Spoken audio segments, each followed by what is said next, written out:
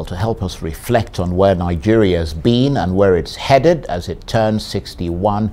I'm absolutely delighted to say that I'm joined now on the line by the respected elder statesman and one of the most important politicians this country has ever produced, Chief Ayo Adebanjo.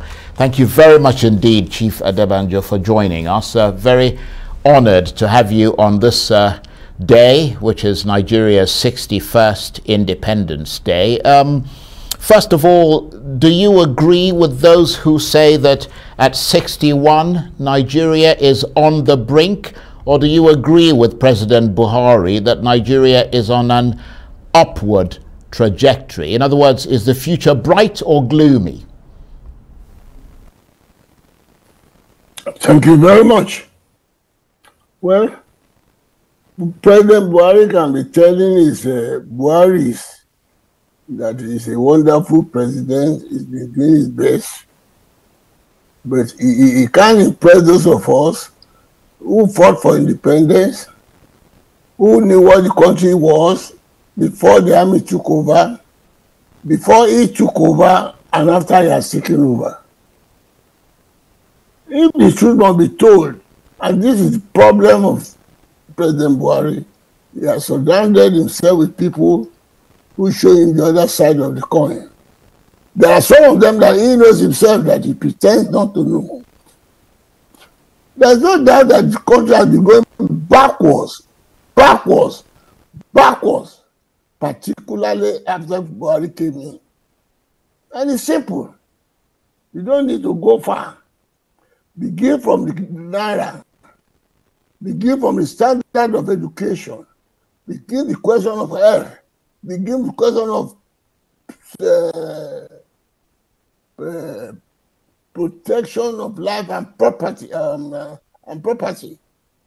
Where can you give him credit? Unfortunately, he has surrounded himself with all the yes men who are satisfied with the crumbs from the table.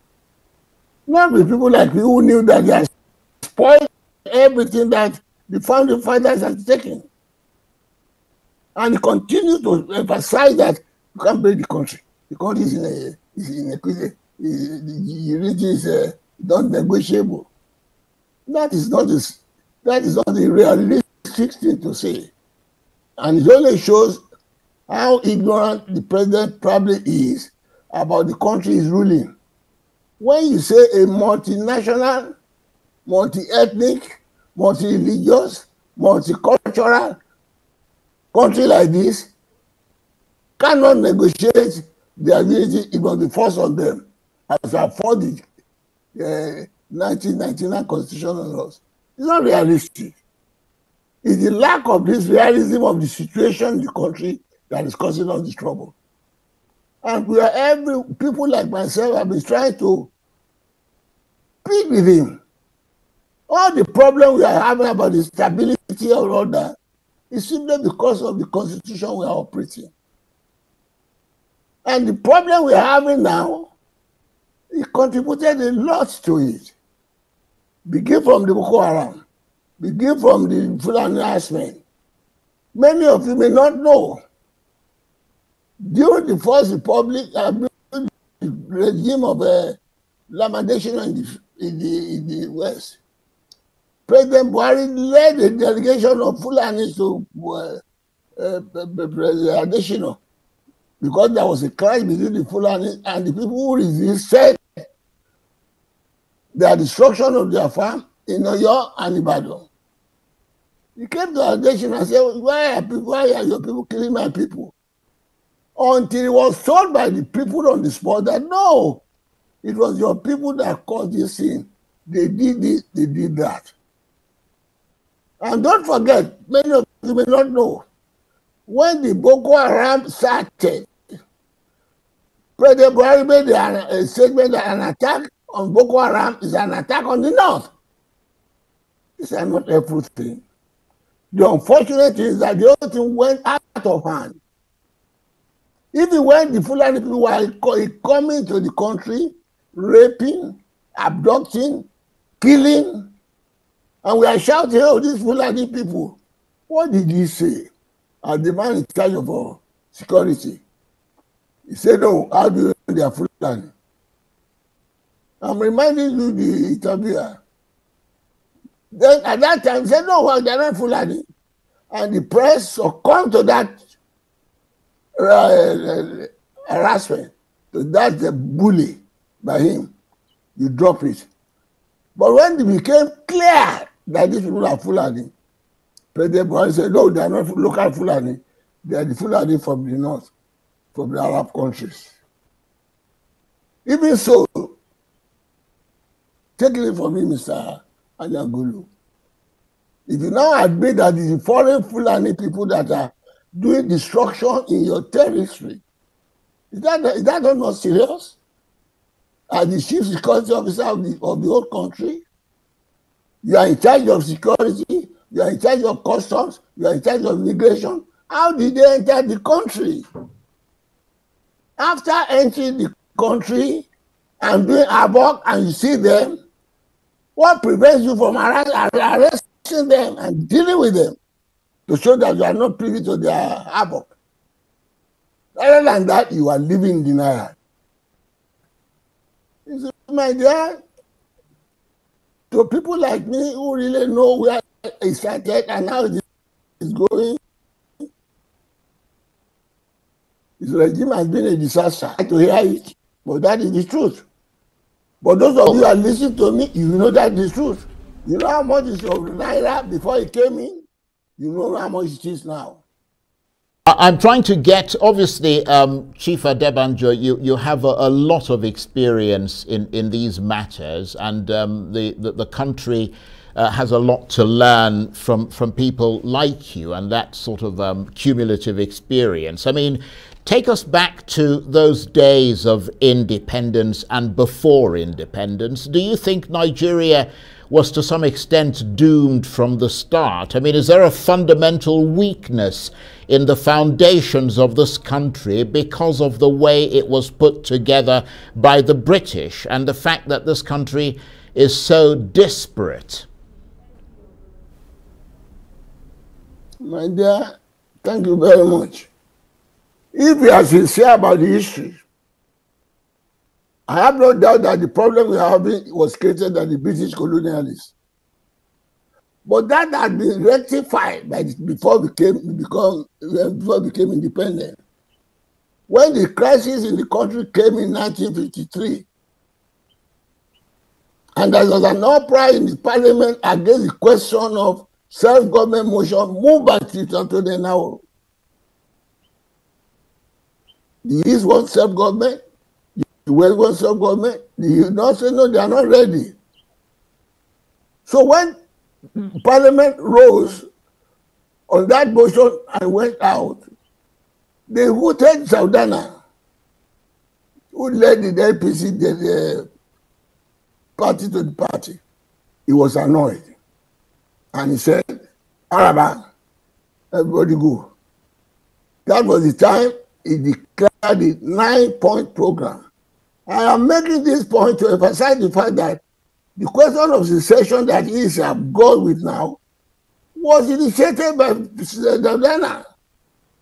But with the patience and cool-headedness of the rest of the country and the genuinity of the colonial office now invited all the position of the country. Saudana, Awolowo, Azikwe, Abubakar Balewa, Mbono Ojike, and all the leaders of political parties. You are a big advocate of restructuring. In that regard, do you think a parliamentary system is better for Nigeria, more representative of the people than the presidential system where winner takes all and everyone is scrambling to be president? Very much so. Much better and cheaper and more democratic. If there had been a parliamentary system we are having, a vote of no confidence would have been easily passed on the Chief Buhari, and that would have been the end of the matter. Certainly, parliamentary system much better and suited our environment more than the presidential. Presidential is more dictatorial, is much better for more advanced countries who appreciate what democracy is. In their own system, they have checks and balances. We say we are federal. All the things that is federal in nature, in America, in Australia, in India, are absent from our own. Our system here is such that makes our president the most powerful president in the whole world. Unfortunately, as we have it now, it was worse when the British now came over. And the an ethnic group, mind you, Mr. Inogolu, I am emphasizing this for anybody to criticize. The problem we have in the country is that it's so much worse and allowed Buhari to go to this extent because of this imposed constitution. It's very important. This constitution is not ours, and the provision of it makes it easy and possible for Buhari to continue in a dictatorial manner. We are only a civilian government by name. We are still under a military rule. That's why Buhari will defy the court order. We treat the judiciary as if they're the houseboy. We harass the press, electronic and printing, and everybody is afraid to say he's doing wrong. As you are doing now, you will be restrained. If I say anything too much of anti-Buhari, you could cut me out. That is not the system of journalism in a free country. Well, let me just let me jump in there, Chief Adebanjo, and talk about, because obviously we have a rotational, I mean, we have a presidential system now, and one of the big issues is the question of rotational presidency. Should the focus in Nigeria now, with 2 years to go before the next election, be on where the next president comes from, or should it be about finding the right leadership that can build institutions,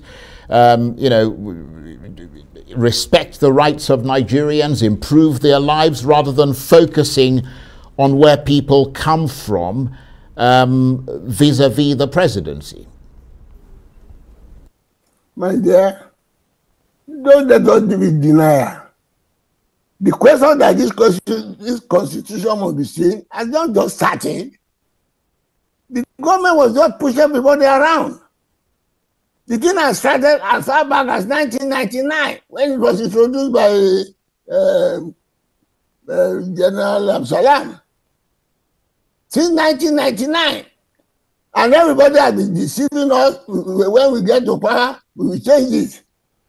And if I might remind you, when Absalam introduced this constitution, after leading Abacha, we refused to contest the election under this constitution until the constitution is changed, on the basis that once the army has decided to go back to the barracks, they should set up back to the constitution they abrogated when they came in. And if they are not going to do that, we should have a sovereign national conference where we will agree on the terms of living together. That is the issue now. It is sovereign national conference that develops restructuring. Restructuring is not a political philosophy. It is only saying we must restructure this system to go back to federalism. The point of issue is question of federalism. You can't rule a multinational nation under a unity form of government. That is what is giving us all the trouble, be it financial, be it political, be it cultural, be it the question of defense and all that. It is this awkward, fraudulent constitution that is causing the trouble. So until you go back to it, you are just deceiving yourself. And Buhari said we're going to change it. I'm really sorry about this, Chief Adebanjo, but we've got about a minute left. So I need to ask you this question, because you've been quite critical of President Buhari. Do you see anything good that he's done in the past 6 years? anything great by the number of killings that has taken place since he came in, by the number of progressive action that he took, by sending the railway to Niger when there is not enough road in Nigeria. By my dear, you are not talking to somebody just want to be in office. That's how these political people are going for election. We have been talking of restructuring, and it's suddenly bringing the question, oh, election. My dear, if anybody is sincere about keeping this country together, how can you talk about election under this precarious security problem? Okay, I'm really sorry to interrupt you, Chief Adebanjo, but it's always fascinating talking with you. I want to thank you very much indeed for joining us there, Chief Ayo Adebanjo. That's it for this edition of the Arise interview. Join us again tomorrow. From me and the entire team here in Abuja and around Nigeria, bye-bye and thank you for watching.